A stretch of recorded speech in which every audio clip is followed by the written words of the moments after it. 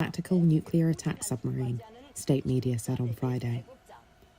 The boat, named Hero Kim Kun Ok, has been assigned to the fleet that patrols the waters between the Korean peninsula and Japan, North Korean outlets reported. So what is the new vessel, and what does its launch mean for the reclusive country's navy? In a speech at the sub's launch ceremony, North Korean leader Kim Jong Un said it would become one of the main, quote, underwater offensive means of the naval force. North Korea's navy has historically been dwarfed by its land forces and overshadowed by its rapidly advancing ballistic missile program. But over the past year, it has moved to boost its navy with new nuclear weapons, including an underwater drone and warships. Analysts say the new vessel appears to be a modified Soviet-era Romeo-class submarine, which North Korea acquired from China in the 1970s and began producing domestically. Shin Sung-ki is a research fellow at the Korea Institute for Defense Analyses and says it is expected to carry tactical ballistic and cruise missiles, but may face limitations. Because it has success, they will continue to develop it to a level where it can be operated at some point in the future.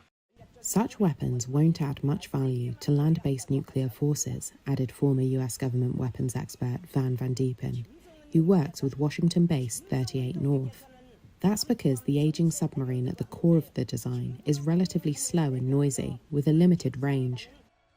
Combined, these factors mean it may not survive long in a war, and would be vulnerable to anti-submarine warfare, he said. South Korea's military said that the submarine didn't appear ready for normal operations, and that there were signs North Korea was attempting to exaggerate its capabilities. North Korea's navy has about 470 surface vessels and around 70 submarines. In August, Kim inspected a new Amnok-class corvette, a patrol ship that state media said was capable of firing nuclear-armed cruise missiles. Specialist website Naval News dubbed the corvette's weapons and sensors as, quote, severely obsolete in comparison with Western or Asian designs.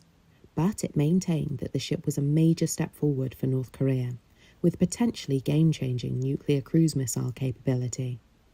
And back in spring, the Navy tested what it called a, quote, nuclear-capable unmanned underwater attack weapon. It was said to be designed to make sneak attacks in enemy waters, destroy naval strike groups and major ports with an underwater explosion. A report by 38 North at the time said the weapon's slow speed and limited range made it substantially inferior to the existing nuclear-armed ballistic and cruise missiles in terms of time to target, accuracy and lethality.